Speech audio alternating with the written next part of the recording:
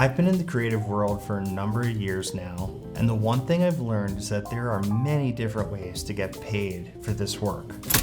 There's no right way or wrong way, but if I could oversimplify my entire career into the primary ways in which I've been compensated, it comes down to 3. And if you stick around to the end, I'm going to give you a 4th bonus that I'm actively building right now. And honestly, you should probably start building it too. Let's get into it. My name is Nolan Matthews. I'm a photographer, director, and pilot based in Utah. After nearly a decade in the corporate world, I walked away to build a life around travel, adventure, and storytelling.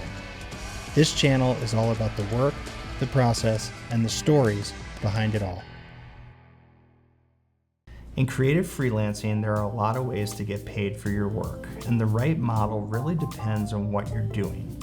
Whether you're shooting commercial work, events, filmmaking, drone work, whatever your lane is. I'm going to walk you through my own experience, what has actually worked for me at different stages of my career, and how my compensation model has evolved over time.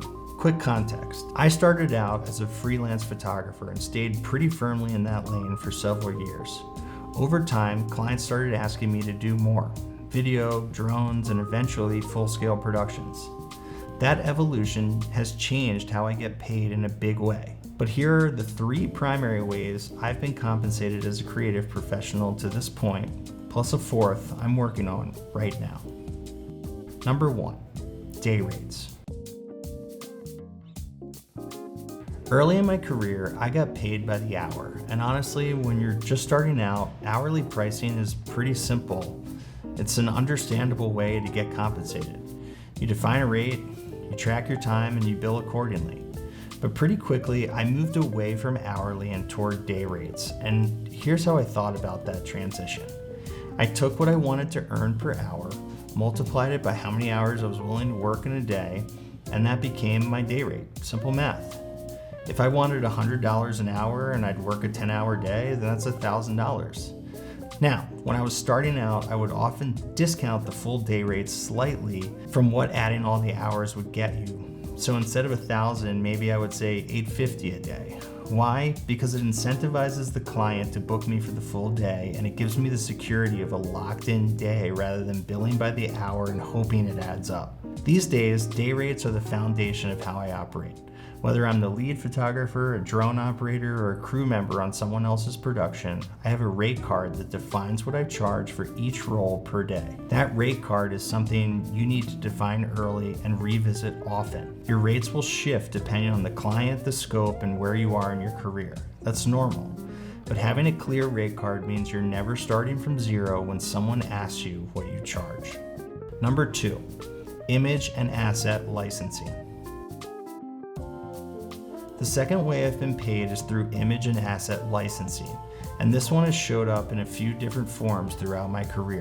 Early on, I worked with up-and-coming brands who didn't want to commit to a full production budget up front. Instead, they'd want to see what the shoot looked like first, and then they would pay per image on the back end. I'll be honest, those jobs put a lot of risk on me, but early in a career, you sometimes just have to take the jobs you're offered. And I started to think of them almost like spec projects with the potential to get paid after the fact. What I found was that clients would come back, pick a dozen or so images, and we'd negotiate a price per photo. More often than not, I'd sell enough to cover my production costs and walk away with a little bit of profit. And anytime I'm doing essentially a spec project and actually getting paid for it, it's a pretty good day. Per photo pricing is also standard in certain niches. For me, hotel and hospitality photography, for example, often works this way. The brand defines how many images they need, and I bill per photo. And I price it based on my experience, my value, and what it costs to actually pull the shoot off. The third version of licensing is after the fact. Sometimes the shoot wraps, you post the work, and months later a brand reaches out and says, "Hey, we love this image, can we license it for our marketing?" You negotiate a fee, define the usage rights, the term, the number of applications, and you get paid for the work you've already done. I'll be upfront, licensing is not a huge part of my income. There are photographers who make almost their entire living from stock licensing, and that's certainly a legitimate path, but for me it's a smaller piece. But it's happened consistently enough over the years that it belongs on this list. Number 3, full-scale production budgets. This is where most of my income comes from today. And honestly, it's my preferred model by a wide margin. As I said, I started as a freelance photographer, but over time, clients started asking for more. Video, drones, bigger campaigns, and eventually these requests turned into something much larger, running full-scale productions from start to finish. Now, when a client comes to me, we're not just talking about my day rate, we're talking about the entire project. Pre-production, production brief, shoot days, talent, crew, gear, travel, post-production, all of it. My job is to put it together in a budget that accounts for every line item and deliver the finished product. Think of it being like a general contractor on a creative project. I'm responsible for the whole build, not just one trade. And here's the important thing to understand. My day rate is still in there. When I'm the lead photographer, director on a production, I'm billing for that role just like I would on anyone else's shoot. But because I'm also running the production itself, there are other ways my business gets compensated beyond just my personal day rates. These days, my work is a healthy mix of running productions that I'm leading and getting paid day rates on productions I'm crewing on for somebody else. Between those two, that's pretty much how I earn my living right now. Bonus, diversification. Okay, here's a fourth one, and this is the one I'm actively building right now, which is why I wanted to talk about it.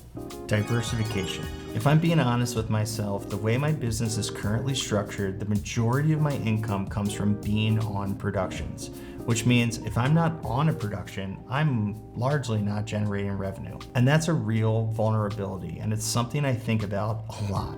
So I'm working on building systems that generate income when productions aren't happening. This YouTube channel is a part of that. While I genuinely love talking about this stuff and helping other creatives figure out how this career works, I also won't pretend that there isn't a business reason behind it. The hope is that over time this channel opens doors, maybe through the channel itself, maybe through packaging this content into an online course down the road. Other ways creative professionals diversify could be teaching workshops, consulting, selling prints, renting out equipment. I'm exploring all of it. The bottom line is simple. The more income streams feeding my business, the less pressure there is on any single one of them. You're not one slow production month away from being in a cash problem. I'll do a dedicated episode on this topic soon because it deserves its own conversation.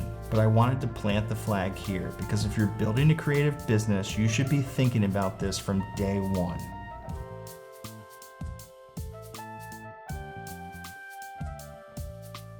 So there you have it.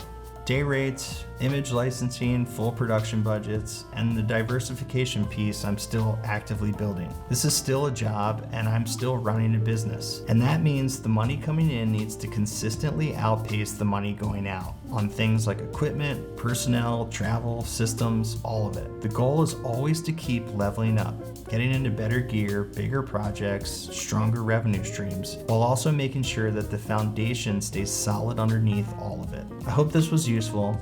Next episode, we're going to get into how I actually price a job, walking you through my real process from the moment a client reaches out to the moment I send the bid. I'll see you there.